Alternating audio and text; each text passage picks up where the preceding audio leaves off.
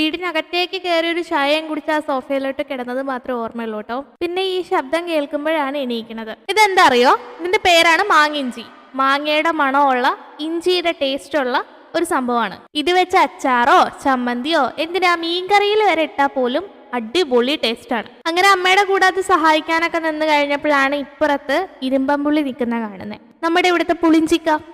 അപ്പൊ പിന്നെ അതും കുറേയൊക്കെ പറിച്ച് പാക്ക് ചെയ്തു. പിന്നെ കുറച്ച് മാങ്ങയൊക്കെ ഉണ്ടായിരുന്നു.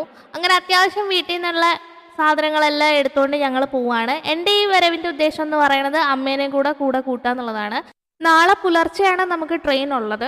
ഗുരുവായൂരിൽ നിന്ന് തന്നെ തിരിച്ച് എന്നെ ഇങ്ങോട്ടാക്കിയിട്ടുള്ള ഈ തീവണ്ടി തിരിച്ച് അങ്ങോട്ട് പോകുമ്പോൾ നമ്മൾ അവിടെ എത്തും. അതാണ് പ്ലാൻ.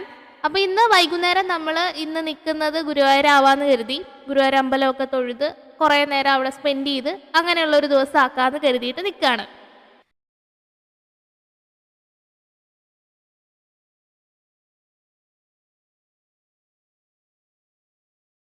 അങ്ങനെ ഗുരുവായൂർ അമ്പലത്തിൽ തൊഴുതിറങ്ങിയതിന് ശേഷം പുറത്തൂടെയൊക്കെ ഒരു റൗണ്ടൊക്കെ നടന്ന് അവിടെയുള്ള കുഞ്ഞു കുഞ്ഞു കടകളിലൊക്കെ കയറി കൊച്ചു കൊച്ചു സാധനങ്ങളൊക്കെ വാങ്ങിച്ചിങ്ങനെ നിൽക്കുകയാണ് കേട്ടോ. അപ്പൊ അമ്മയാണെങ്കിൽ നാരായണീയത്തിന്റെ പുസ്തകം അന്വേഷിച്ച് കിടക്കാൻ തുടങ്ങിയിട്ട് കുറെ കാലമായിട്ടുണ്ടായിരുന്നു. അപ്പൊ അതങ്ങനെ ഇന്ന് അമ്മ വാങ്ങിച്ചു. അപ്പൊ അതാണ് ഈ കൈ പിടിച്ചേക്കുന്നത്.